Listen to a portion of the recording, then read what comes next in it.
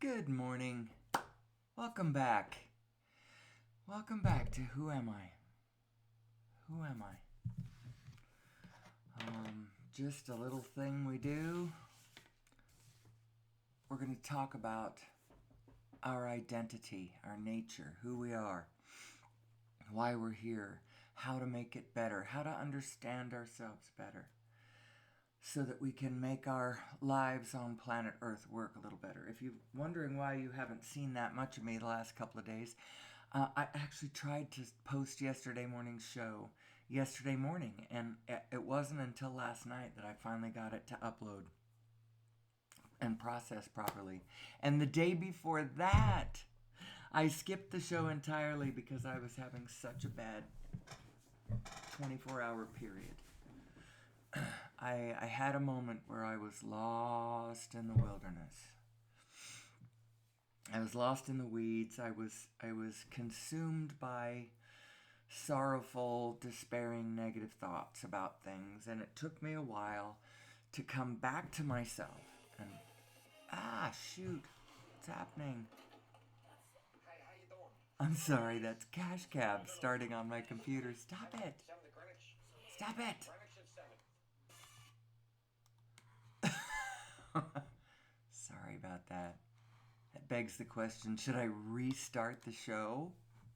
It certainly wasn't very professional having Cash Cab start in the middle of the show.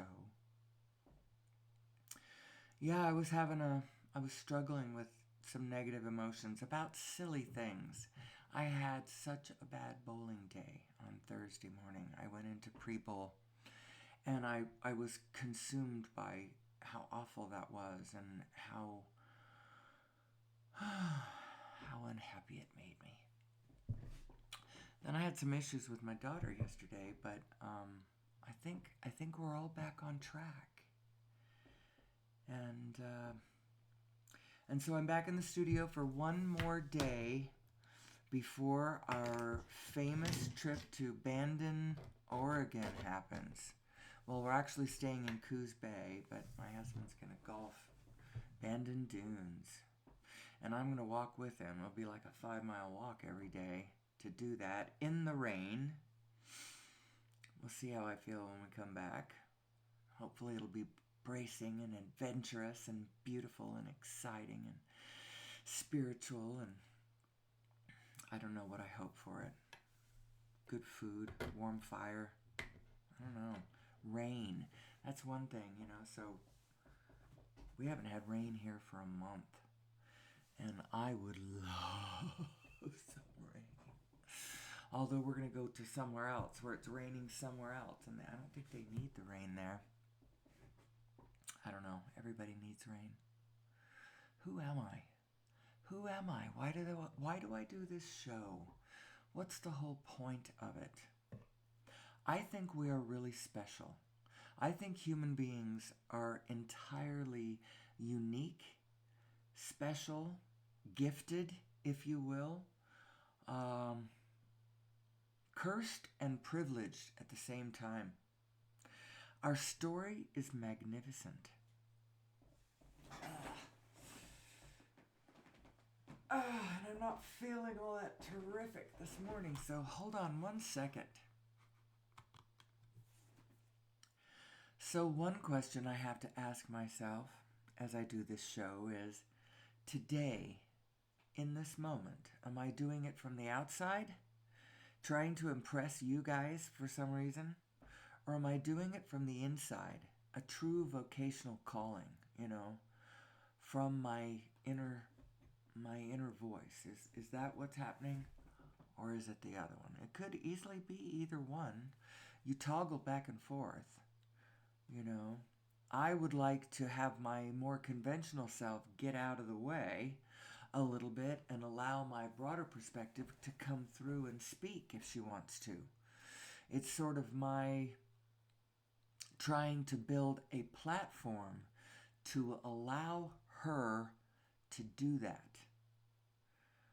You are two selves. You are one self that is more flawed and another self that is more perfect. The perfect one is vibrationally you and connected to all other vibrational inner beings. She knows where you all win and where the winningest winning is done, because I win more because you win too. And my path is strengthened by your vested interest in the same path.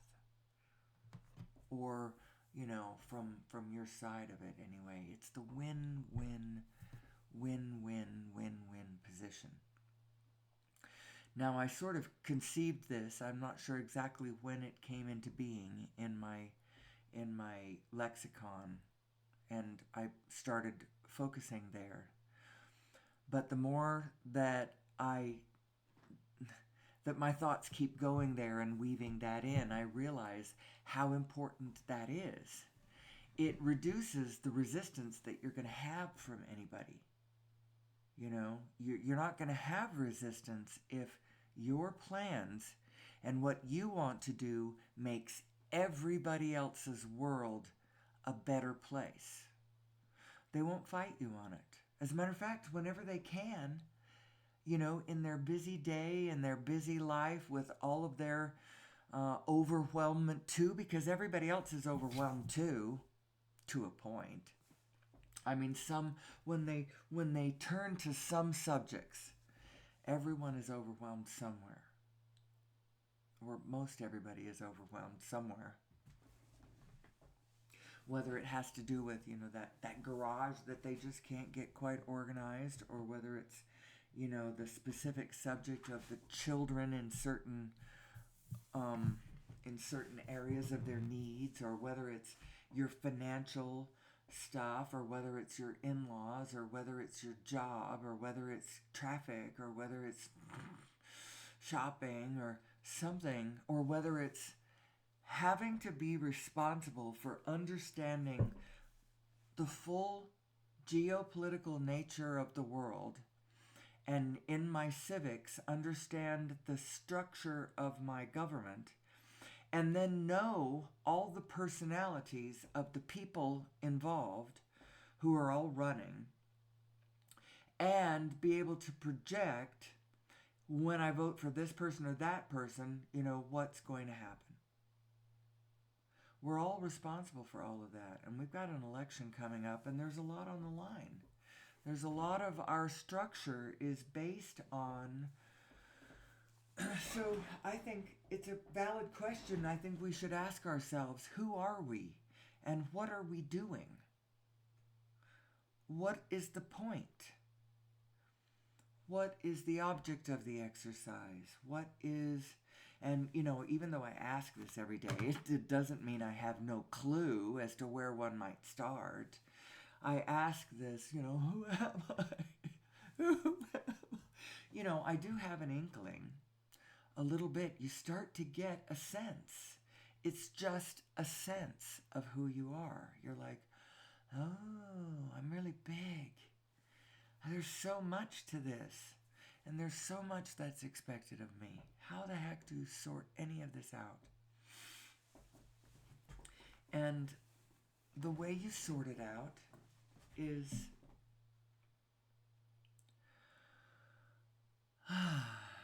pay attention to how you feel. Just get quiet. Get absolutely quiet. Blank your mind. Think no thought at all. Just no thought. No. Don't try to get positive. Don't be negative. Just go blank. Listen to something somewhere in the room that's, the ticking of a clock, the running of water, if you're near any kind of, body of water that's moving, or the sound of an air conditioning, or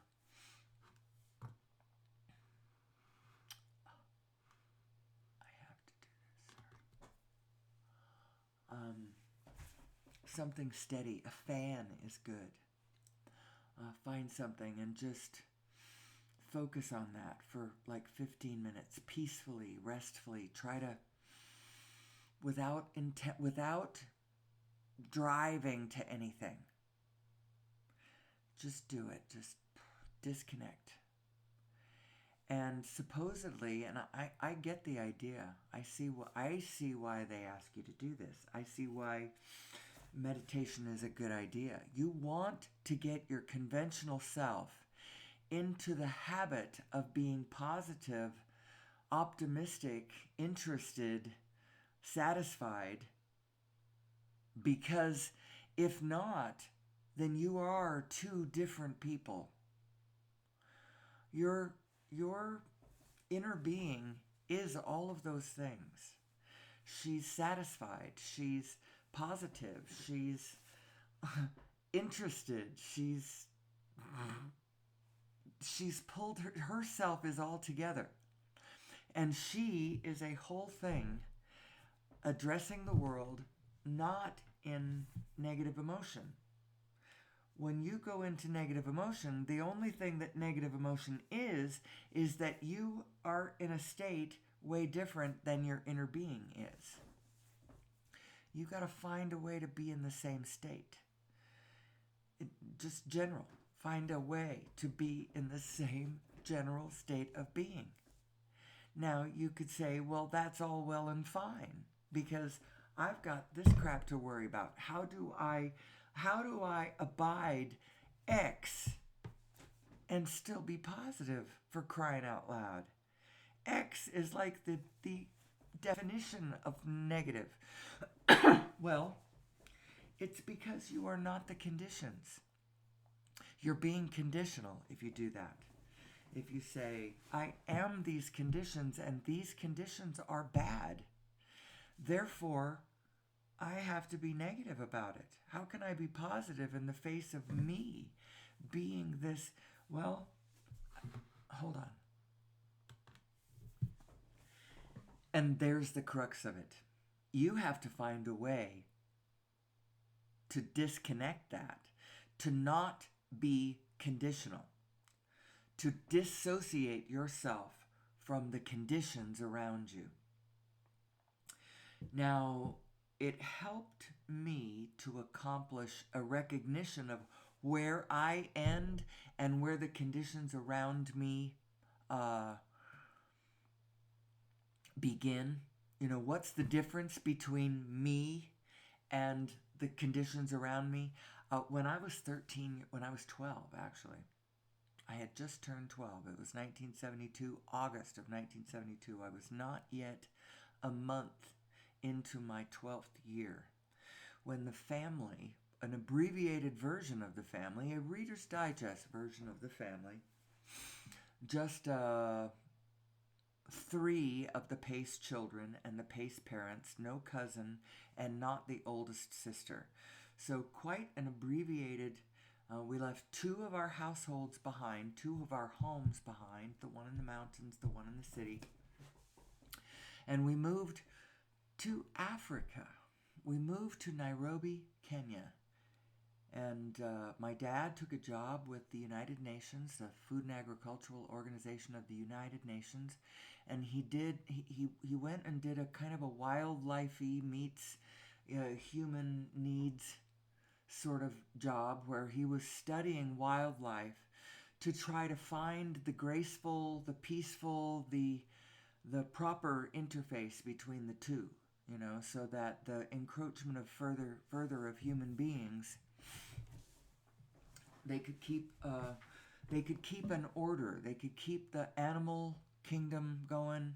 It was a huge boon to the local economy because people come for safaris, and they will not come for safaris if all of the animals are gone, if all of the elephants are gone, if all the giraffe and all of the buffalo and crowned cranes and warthogs and kingoni and wildebeest and dik-diks and dikers and zebras and 2 kinds of zebras and hippopotamuses and all of those things. If they're all gone, then the people won't come.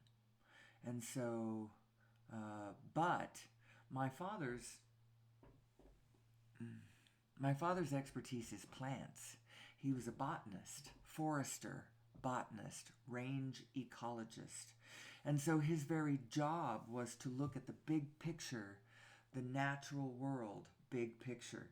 He didn't really have any sense of the big picture of human beings. He didn't understand human beings. He fought World War II. At 17 years old, he's fighting, he's landing on a not on a Higgins boat or wading through the water chest deep as many of his buddies were doing, but he came aboard, he came on shore like second day in with tonsillitis and a fever. He had a fever at one point as Tarawa began. I don't know, it probably burned it off in the heat of the moment. I don't know how that resolved, but he didn't sleep it off in bed. He was coming ashore in a cork boat with a 50 caliber machine gun at 17 years old. 17, not yet. Yeah, 17 and well, I think that was, I'm not sure what month that was, so I won't quote.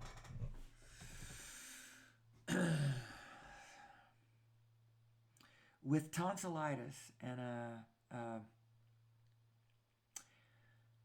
Tarawa was a terrible thing. Some, I don't know, thousands of both Japanese and it might have been like 5,000 Japanese and a couple thousand Americans died on that island. An island so small you could shoot across it.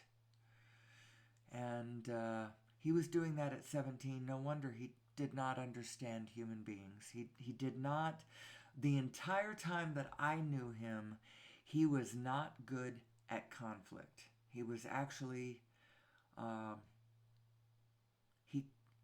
impossible at it. He had no sense of how to resolve conflict. He was not interested in conflict.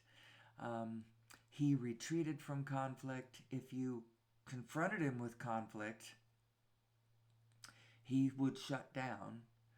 He was good at being positive. He was good at noticing the weather. He was good at, there was a lot of things he was good at. He was wonderful and kind. He is that. What am I saying?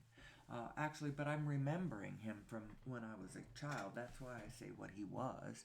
He is what he is now.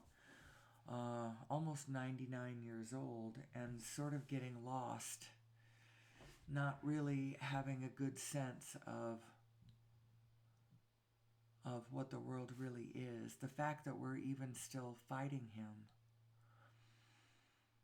I need to call him. I need to call him and tell him how much I love him. He calls me all the time. I'll call him and tell him, we're traveling and I just wanted to make sure that you knew that we were all right.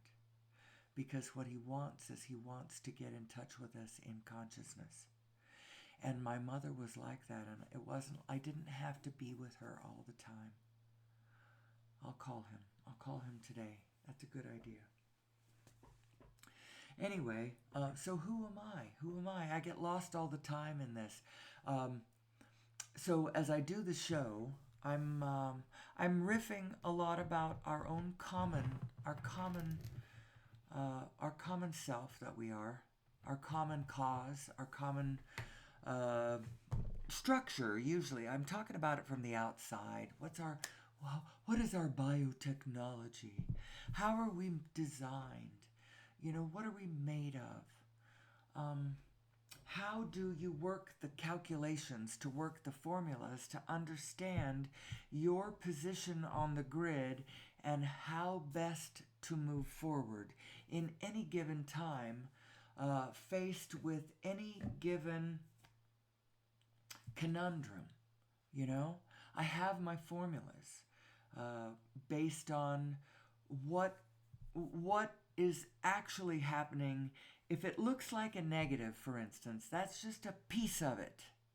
You want to make it to the bigger frame before you make an action. You don't want to knee jerk to any of your partial selves, to any of your... I maintain that we are genetically modified. That's a little piece of my thing. And the only reason I throw that in there is because it makes sense that they would do what they did to us if I'm emphasizing what aspect of it, of us, is important, what sings to the field, you know? There is field, this field that we are connected to, that our every emotion connects us to. Our emotions are us singing to the field. And if you can find a way to hit emotions that are higher vibrations, it sings to a higher level of organization in the field that will come to you, that will reveal itself to you so that you can go to it, so that you can organize. And it's all about organization. It's all about desire. What do you want to do? What do you want to accomplish? What do you want? Who do you want to attract to you as cooperative components to your ventures? Do you have a job idea that you're excited about? You're looking out there, you've got your eyes focused on the physical world. What can you do? What can you accomplish out there? What can you pull together?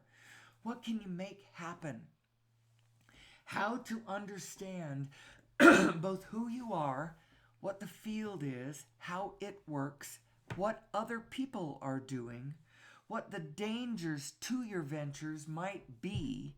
Now, it's helpful to understand what the ventures that might threaten,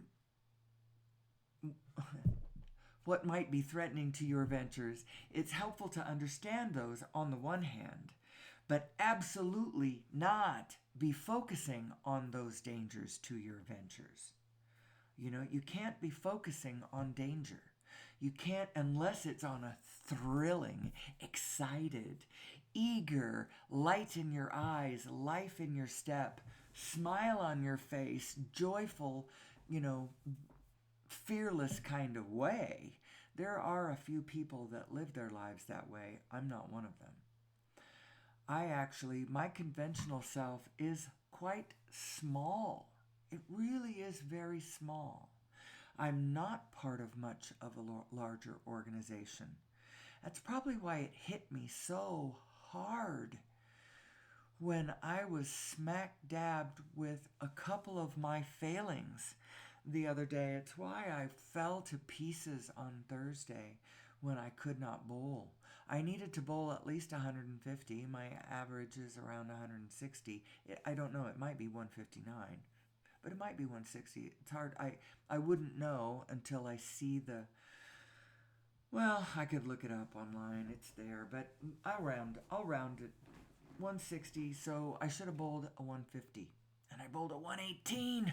And it's like, oh my God, I tried to do this to help my, and the thing is the way I bowled bad, I don't think I'm going to bowl any better the next two games. I mean, I'm just in the wrong place. My mind, I don't know. And I fled that bowling alley in tears. And I was distraught and inconsolable for the rest of the day. Can you imagine? Can you imagine how silly that is? And of course I understand how silly that is. Because I do this show every morning where I talk about big things. I talk about us as humanity. I talk about where we're going as a species. I'm talking about, I dedicate, with sacred purpose, do I dedicate, the whole project to the higher consciousness of mankind and the peaceful future of us all, and us coming together in love and wholeness and understanding who we are and understanding who each other is, so that we can build a more perfect union. In order to form a more perfect union, do we one species under God, indivisible, with liberty and justice for all, and freedom. Let's see, how would that sound if I was doing that as a world pledge allegiance? Pledge allegiance to the soul of the united planet Gaia, and to the species that we are all a part of, humanity, one species, one being, one heart, under God, indivisible, with freedom, liberty, and justice for all. Something like that. It's that kind of a spirit. That's what I dedicate that to. And so, and yet, when I did a little thing like I bowled bad, oh God, I have so few things. You know, my golf game, my bowling game, my husband, my 2 children, my little sanctuary space here in New Mexico. And I only have one now. I need 2. I've started to realize how important it is that I need to see the world from more than one spot. It's why I keep feeling the impulse to travel.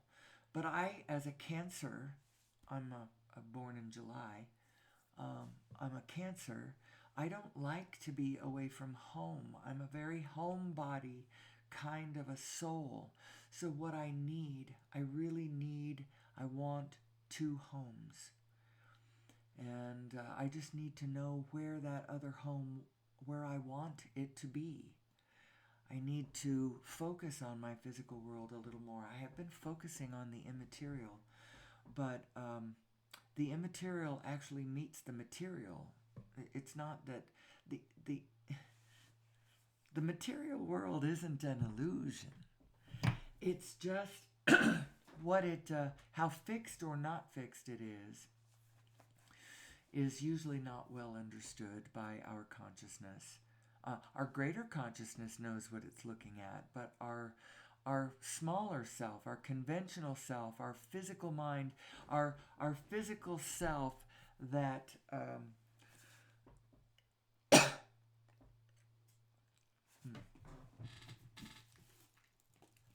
that feels like it has to lead the way all the time is not actually the one that knows what it's talking about. And the one that really does know what it's talking about, sorry, I leaned into the microphone. The one that really does know what it's talking about doesn't lean in, but is just quietly knowing in the background all the time. I'm sorry, I'm putting on a sweater because it's actually a little cold in the room. I could turn that heater on. That'd be unique. We just got the cooler turned over, the same time we always do. And instead of feeling glad because it's chilly now in the afternoons, or at least pleasant in the afternoons, you don't need the cooler. It's been warm in the afternoons, but chilly in the morning.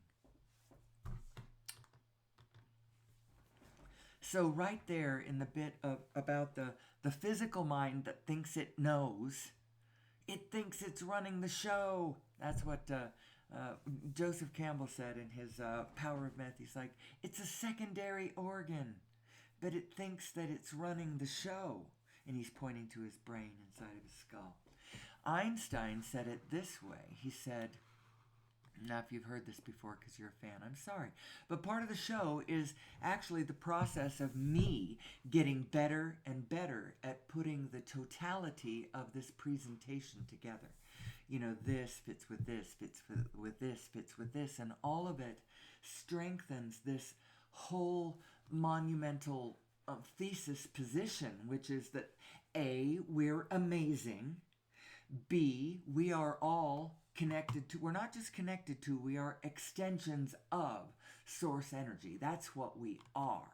We are source energy, and we have this source energy self, part of us that knows who we are and what we're doing, where we're going. It has desire, it has interest, it has continuum, it has energy, and it is you.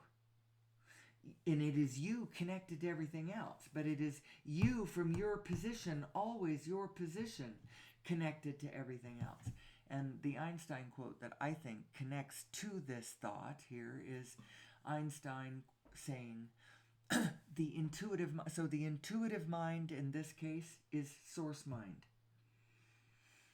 Translates source mind. And rational mind is conventional self. Okay, that's your 2 selves. And Einstein says this: the intuitive mind is a sacred gift, and the rational mind is a faithful servant. We have created a society that honors the servant and has forgotten the gift.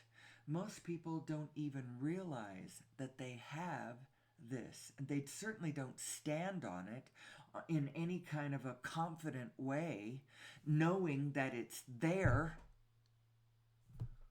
If you part of this who am I project, I suppose, is myself. The more I talk about it, the more I think about it, the more I weave it into my thought processes, and it connects neurons in my brain and makes it more solid. Me standing on this makes me know what I used to just think. As I realize, oh yeah, it really is there, isn't it? And it really does connect to how everybody is thinking about it. Um, Imagine we are all the blind men standing at different stations on the elephant. But more than that, it's not an elephant we're standing at. It's a huge question, a huge picture of who am I? And every single human being with a human body and a human mind and a human outlook and a human position on the grid and a call to a human viewpoint is a point on the elephant. Each one, and the elephant is, what is it to be human? And every single one of us has a take on that adds to the big picture of what we would all know if we understood how this data stream works and how we organize.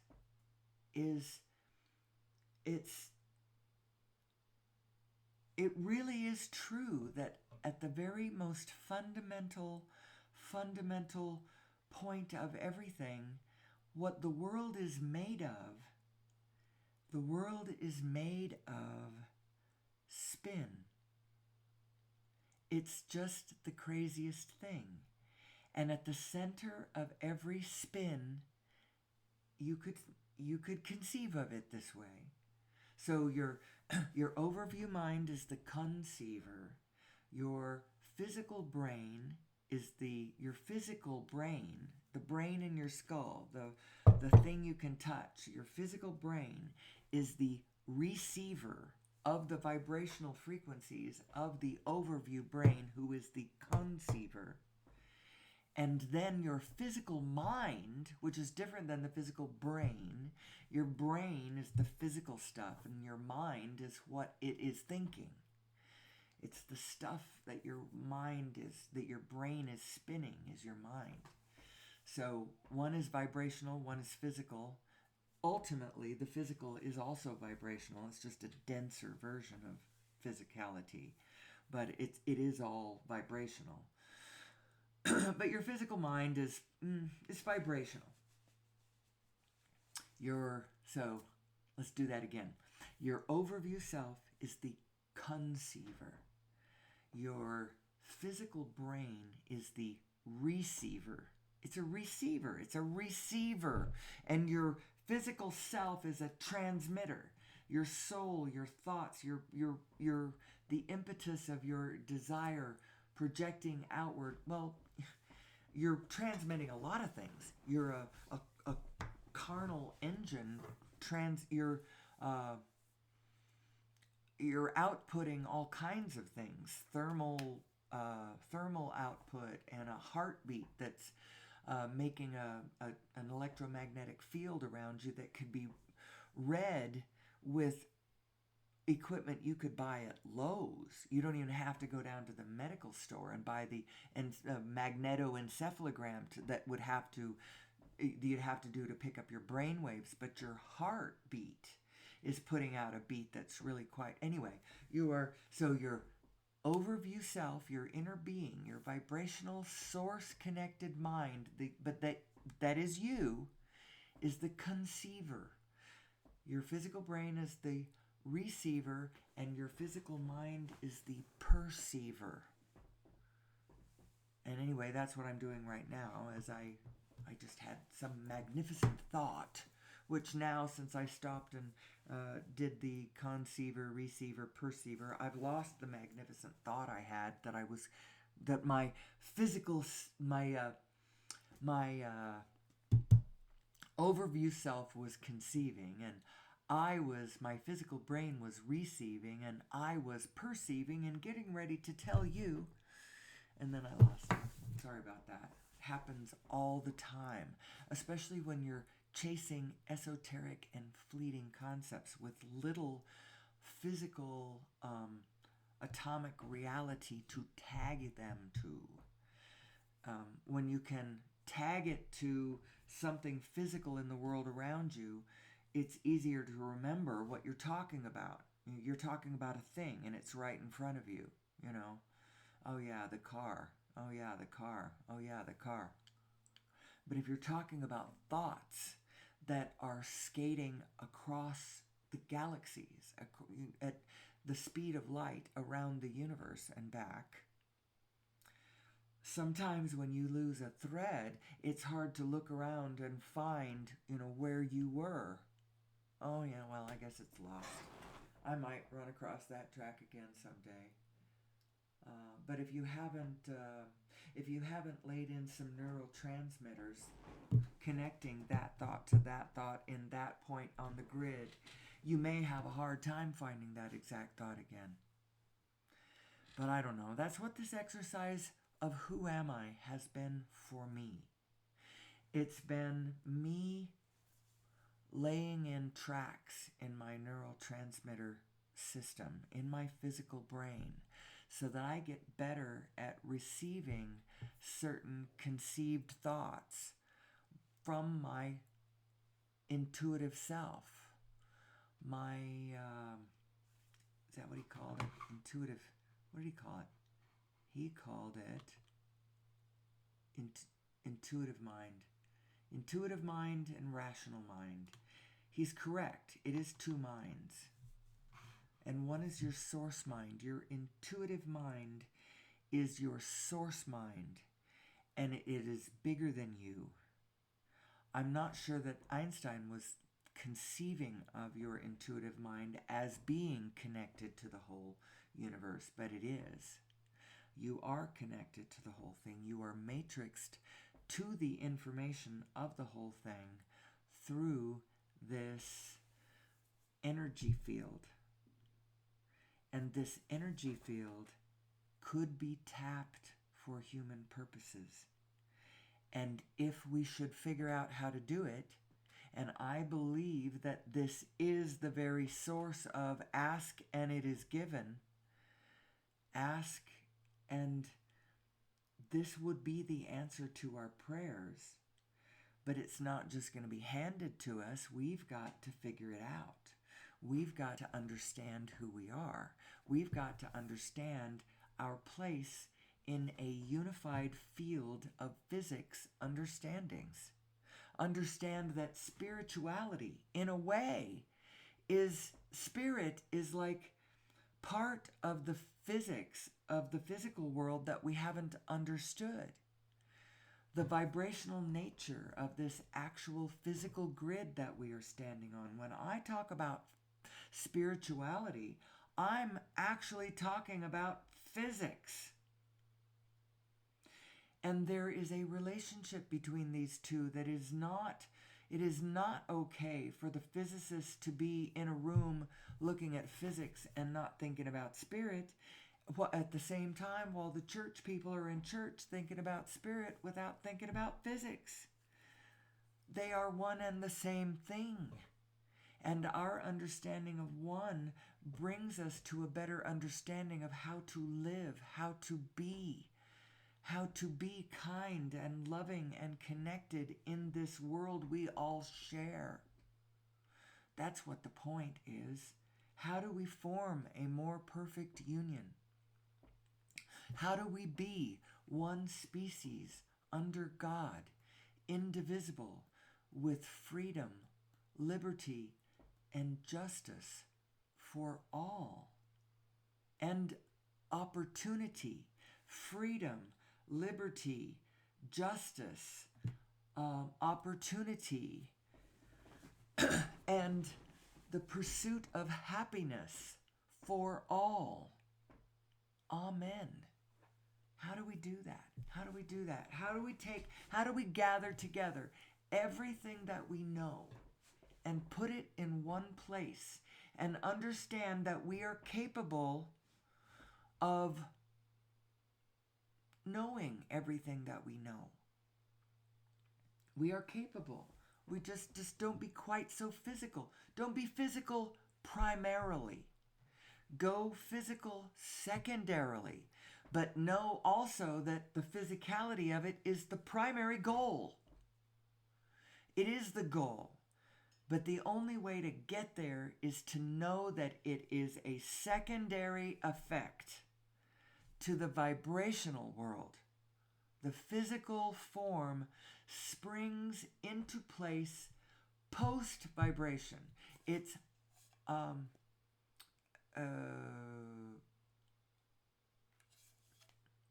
guess post is the word. Ante and post.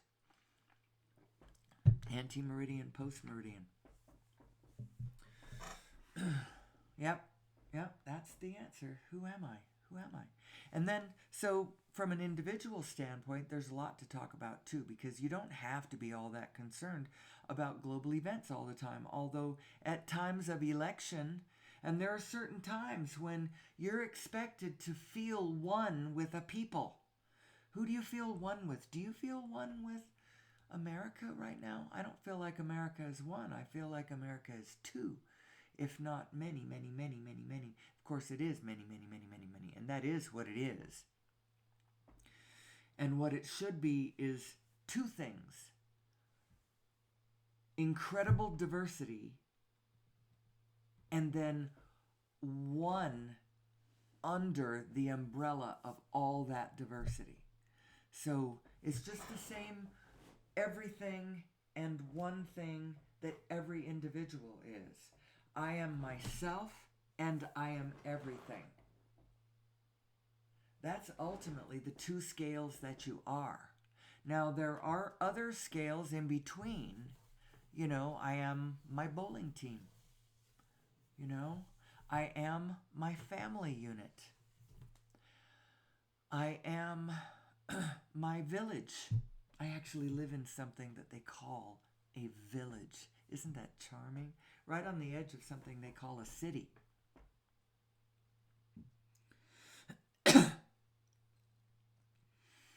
But we actually have village municipal offices. You know, the village offices downtown. Who am I? Who am I? You are morphogenetic fields of information. But ultimately you are two main that you need to worry about.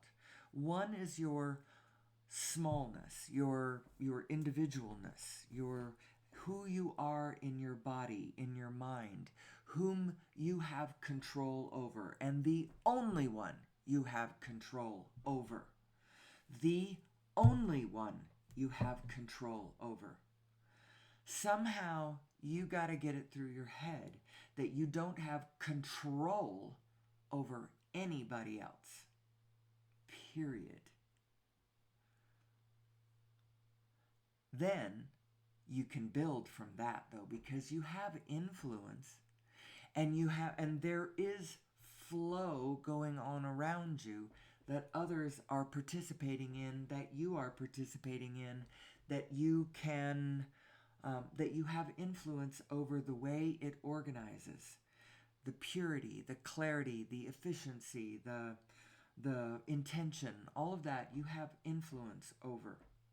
So you have tremendous influence. So, when I say you have control over no one, and I say it so fiercely because you've got to get it into your head that you do not control anyone else by force. And where you can't do it by influence and you resort to it by force, well, that's where you're out of alignment, and the momentum of that is not going to go well unless you can figure out how to pull that back into alignment, because the momentum of the out of alignment will become more and more, just like the momentum of alignment will become more and more. Momentum is a thing. That's how come Abraham keeps talking about the hills in San Francisco, and this idea of push the car a little bit, and if you immediately think about it and change your mind, you can step right out in front of it and stop the car without it mowing you down. But it doesn't take very long before there is a momentum of your thought that will take you down, that will mow you down if you try to stand in front of it. So if you've started something down a negative track, and it's lined up with something going on in reality, so there's it's like, but it's real, so I have a right to feel bad because this bad thing is happening and I can see it and I'm attached to it, and my thoughts just attached to it in that way, the way it's going down, and so I'm going down with it. That's you being conditional. But that's you not really understanding who you are, where you stop, and where the environment begins, what you actually are. You are both just yourself, and you also are the entire environment. So that's how come it's hard to not be conditional. You look at things in the environment, that's part of your body. And it's dying over there. It's suffering. It's sad. It's wilted. It's dry. It's burning. It's, whatever. It's hard not to be sad. And as a matter of fact, some part of you should be sad, actually. But there is another part of you that is just you, that is navigating through all of this other. And you don't have to, you don't have to force the outside. It is what it is, and it's fine. It is all perfect, as a matter of fact. Don't worry about it. On the other hand, you could make it a lot better. Doesn't that sound kind of oxymoronic, or it sounds like some kind of a contradiction? How can the world be absolutely perfect, and yet you could influence it to be a lot better? It's because what's perfect is the setup. What's perfect is the rules of the game. What's perfect is the structure of it all. The way it is designed, it is absolute perfection. And if you want to help the physical world be kinder, be more loving, be more abundant, be more graceful, be full of grace, be more full of life and full of heart and full of joy.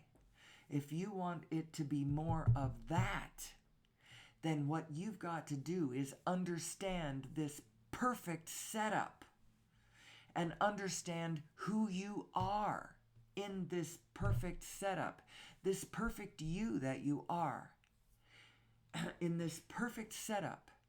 That is actually, what's perfect about it is that it's absolutely imperfect, and there's all kinds of improvements could be happening all the time. And what feels really, really good is to know who you are, and to know where you are, and to know what you want in absolute clarity, and to see this world as it really is and move without resistance directly towards what you want. So I just said that, but that's all theoretical. But that's what feels good. What feels good is to know what you want and move in the direction of it. You don't have to get all the way to absolute success. You know, you can just, the joy of that very first Airbnb that you put together with your family that was so much fun, or whatever, that those very first days when you're young and full of hope and uh, dreams. Young, you're only 40 instead of 60, or it's all relative, you're only 60 instead of 100. I think at 60 my dad was on another gig in Africa with Shirley. They went to Africa without me. They were in West Africa, Sub-Sahara, Niger. They had to go to 6 months of intense French training before he took that job. And he wasn't young. But what is young? Methuselah lived to be 1,000, so 100 might be young. But you have to stay relevant, and you have to stay connected to the field of energy around you. You have to stay in some sort of relevant, realistic contact with how the atoms really are moving around you, how they are evolving, how the structure and projects and dreams and hopes of humanity are actually moving, and what is actually happening. If you don't stay relevant to it, if you don't stay caught up somehow, then you you're like some cells of your own body. You know, cells of your body die, but your body goes on. You are part of a bigger body. You're part of a couple of bigger bodies.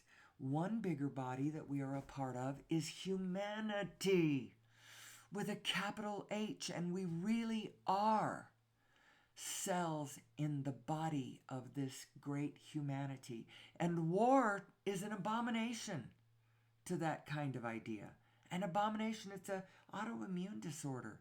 It's absolutely us not understanding this abundance creation machine that we are all a part of,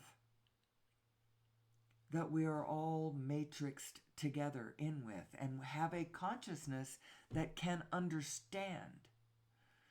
Our consciousness can understand, can softly, you can lay the template of your consciousness softly overlay it over the allness, and be humble and be soft, and find your way to intuitively understanding the mind of everything, your mind of everything. You can do it. It's there.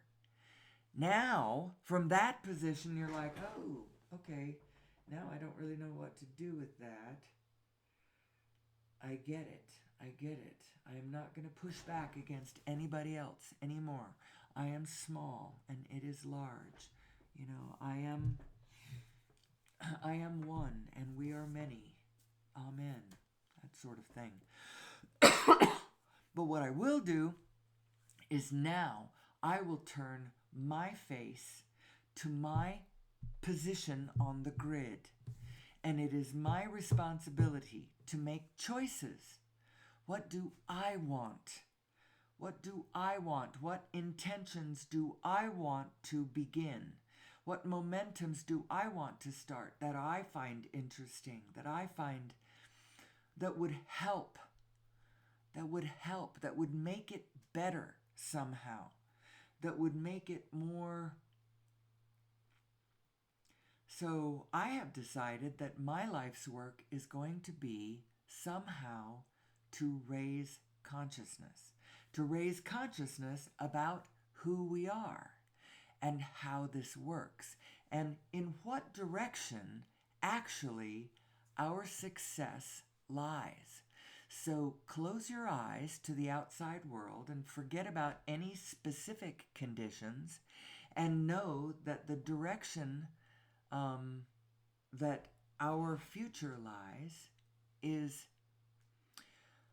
things like free, clean energy at the fingertips of any human being who needs it or wants it to do whatever their desires and their purposes are.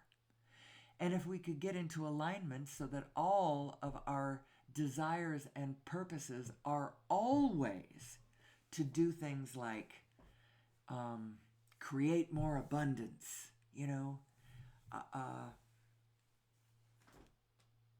to beautify, to increase efficiency, to communicate more clearly, to just all those general things. All those general things. That's what we actually all want. And the only reason that we go into other kinds of states is because we don't have that efficiency. And it's ugly and horrible.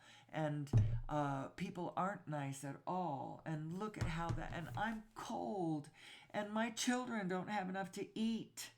And things like that. That kind of stuff will really bring you down. But you know what? All of those problems will be solved. And there will be a whole bunch of new problems, granted. But all of those old problems will be solved once we have an understanding of clean, free energy. What is source? How do you tap into the vacuum? How do you become vacuum engineers? How do we become vacuum engineers? It's the answer. It's the pathway out of the wilderness for us all.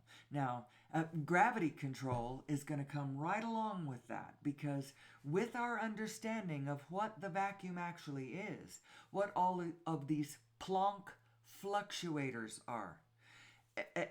So it's solid Plancks. The universe is a solid field of Planck frequencies, zooming around, roiling around, touching each other, transferring information.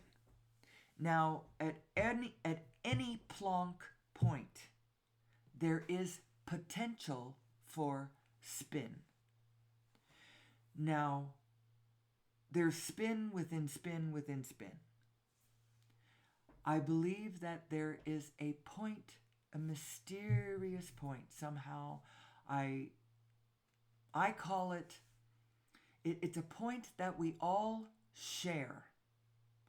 It's a point where we're all standing on the same dimensionless point. We are springing forth from the same original spin somehow. Somehow. We are participating in both original spin, the collective spin that we are all spinning with, and then you, in your individual self, your individual life, you have control over your own spin. What's the spin you put on it? That's the question. And it actually is the question, who am I? Who am I? And what is my spin? And how do I dance my spin with this glorious spin of everything else? How do I do it courageously? How do I do it charmingly? How do I do it honoring my internal self? I'm not just a dancing monkey being charming for the world, dancing for and with the world. How do I do it authentically from my own center? Being true to what I care about, what I am, who I am, what I love. What I love. Actually, it turns out that who you are is deeply connected to what you translate as what you love. What do I love? They almost become the same thing. Who am I? Who am I? It's you are who you love. You are what you love in a mysterious way. And it all comes back to this point that we all share, this original spin, this thing that we're all springing out of, and then all of the spins, all of the spin is Understanding all of this spin is fundamental to understanding the force of gravity and all of the forces. It's all one thing. It is spin. It's spin, the fullness of space and the spinning space-time and the vacuum fluctuations, the Planck oscillators. It's too bad I get hot right here at the end because people don't listen to me all the way to the end. But it would be nice if people would, because sometimes I just warm up and I get hot there at the end. We have just passed an hour, so we are getting close to the end. Who am I? Who am I? And how do we walk out of the wilderness that we have found, that we find ourselves in as humanity, committing the sixth mass extinction? We are murdering non-human beings across the planet and it's not that it's always a crime and a sin because life is eating life out there all the time. The snake eating its tail. There's nothing unnatural about that. But when we kill the beings around us without understanding who we are and who they are and who all of us are and how this function of flowing life is, how these threads of life weave together, then it becomes hideous. It becomes something wicked and dysfunctional. And because there's not more life being born than is being killed as it goes, the abundance should be growing. And if we're talking about a sixth mass extinction, we're talking about a shrinking world. We're talking about a world where there is less and less and less and less, instead of more and more and more and more. And I firmly believe that collectively a great deal of this problem is coming from our energy supply, our desire for more and more and more and more, and instead having to do less and less because, well, the more and more, as far as as reaching for more and more energy goes, it's killing the planet. It's like the planet has a bad smoking habit and it's got lung cancer and it's fading. Now, like Anita Moorjani, it might be that at the last second you've gone into a death coma, practically. And if you get it together, we're in our caterpillar moment. We're eating the bush down to the nub. And now we either transform into the butterflies that we really are, or if we stay caterpillars, if we do not up level, then we just keep eating the bush until it's dead. And so are we. But you know what? Life has a lot of resilience. A few seeds and a stray bird having found its way to a volcanic island, and somehow Tafiti creates paradise, So there's plenty of hope. We just have to know who we are, individually and collectively, and I will come back. I'll be gone for a week. And hopefully I come back safe and sound. If you never hear from me again, try to find out who I was. I think my name is on my channel, because maybe I'm dead. But please go find all my work and make me live forever through the wisdom of my words that can live on through you. Hopefully none of that's prescient, and I'll see you in a week. Until then, I love you. It is my intention, and always, I shouldn't be doing that. It is, as always, my intention to only raise the consciousness of humanity and to make the world a better place for myself and my children and your children and all of us. And to that end, I dedicate my show. And until next time, may the source be with you. Amen.